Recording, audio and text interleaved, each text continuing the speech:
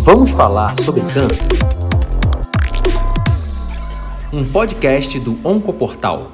Olá, tudo bem, caro espectador? Aqui é Carlos dos Anjos, médico oncologista e um dos coordenadores do Oncoportal. Estamos aqui para mais um podcast do Oncoportal e hoje eu tenho o prazer, o privilégio e a alegria de ter a doutora Andréa Shimada aqui comigo. A doutora Andréa Shimada é a mais nova integrante do Oncoportal. A doutora Andréa é oncologista clínica e especialista em câncer de mama e câncer de pulmão, atua no Hospital Sírio-Libanês como médica titular deste famoso hospital e para a gente é uma honra e um prazer ter a Andréa agora se juntando ao time do Oncoportal. Andréa, bem-vinda.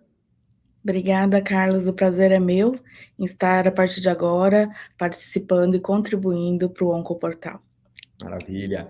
E hoje a gente está num podcast destinado, entre outras coisas, ao Outubro Rosa, para falar um pouquinho a respeito de câncer de mama, diagnósticos, opções terapêuticas, segmento e assim por diante. Esse é um vídeo disponível no YouTube, então quem curtir, por favor, se inscreva nos nossos canais e lembre-se que estamos disponíveis não somente no YouTube, mas também no Deezer e no Spotify. André, queria começar perguntando, de novo, estamos no mês de outubro, outubro rosa, um mês de conscientização para o câncer de mama. Conta um pouco aqui para os nossos espectadores como que é feito hoje e recomendado o rastreamento de câncer de mama, que idade que se inicia, o que fazemos, qual o papel dos exames de imagem, qual o papel do autoexame e assim por diante. Bom, como todos nós sabemos, e o outubro nós aproveitamos esse mês de alerta para prevenção e detecção precoce, para lembrar todas nós mulheres da importância do exame de mamografia. Na verdade, o exame de rastreio é um exame para uma paciente, para uma mulher sem qualquer sintoma, para gente tentar detectar precocemente um tumor ainda em fases iniciais. Na verdade, inicia-se e a recomendação é que se faça esse exame anualmente, a partir dos 40 anos. Existe algumas divergências entre as sociedades brasileiras, as instituições americanas de radiologia, mas a gente podendo ter acesso à utilização e ao uso desse exame, deve-se fazer mamografia anualmente a partir dos 40 anos.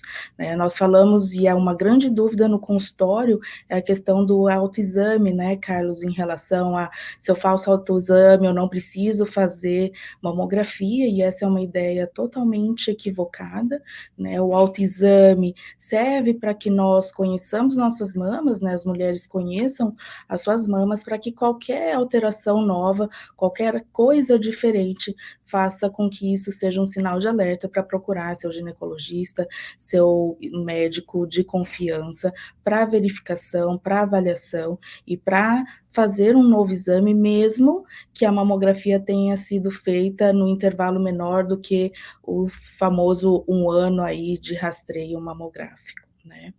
E isso é muito importante, porque isso é uma pergunta muito frequente do consultório, né?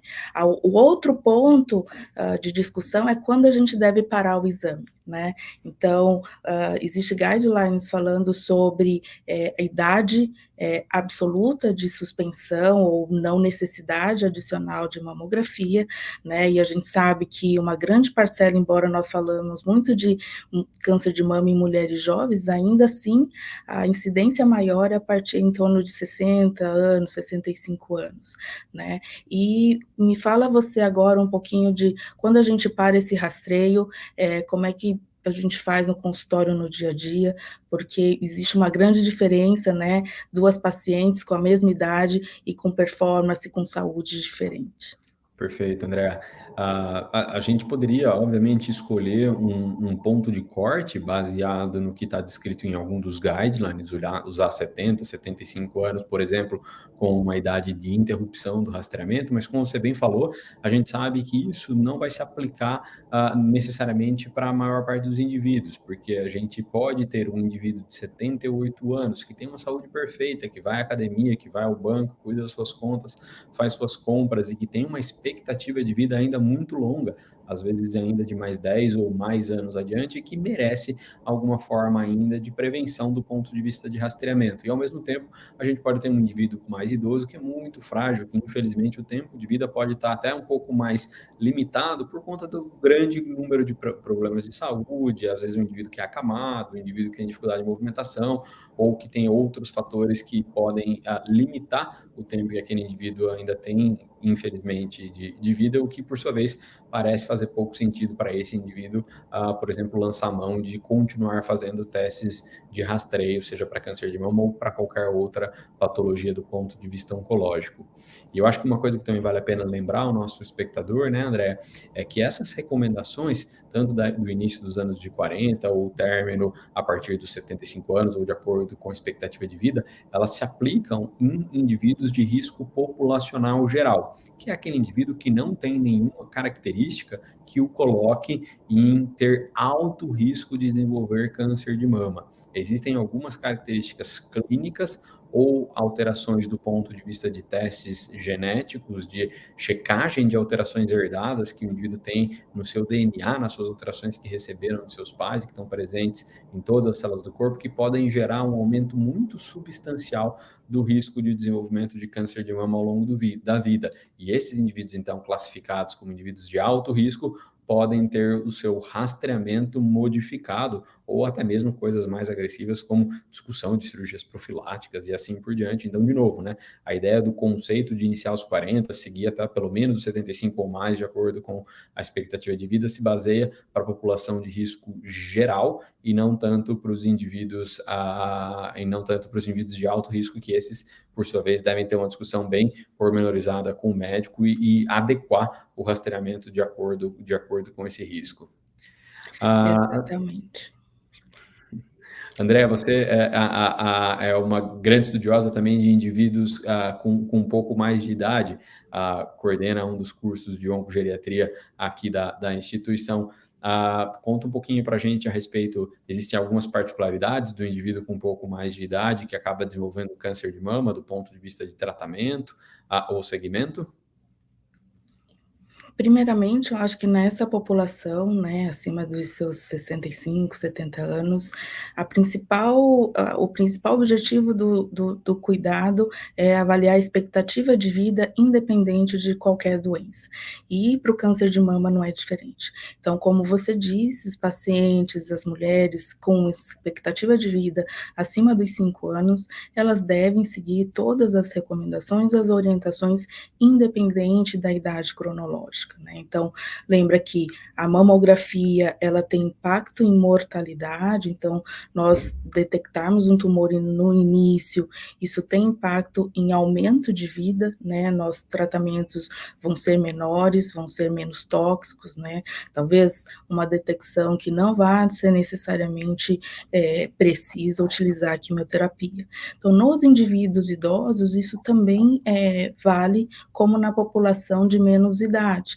Né? Nós sabemos que os tipos de tumor que geralmente acometem a população mais idosa são tumores sensíveis a hormônios, são tumores geralmente mais indolentes, né, com tratamentos mais brandos, que muitas vezes nós podemos excluir a quimioterapia, que é o tratamento mais tóxico, nessa população, desde que a detecção seja precoce, né, tumores avançados, infelizmente, mesmo nessa população, muitas vezes nós precisamos utilizar esses tratamentos mais tóxicos. Então, é por isso que o Outubro Rosa vem para nos alertar em relação a todas as idades das mulheres, né, porque uma em cada 8 mulheres vai ter câncer de mama ao longo da vida.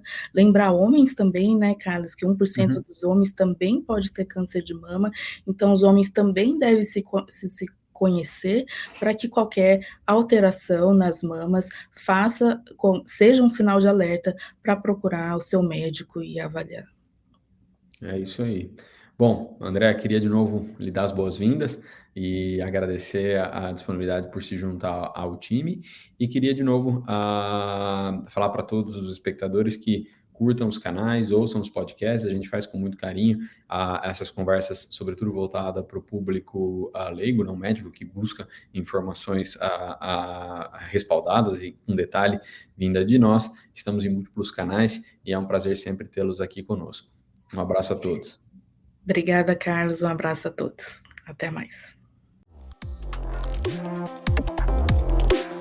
Vamos falar sobre câncer? Um podcast do Oncoportal.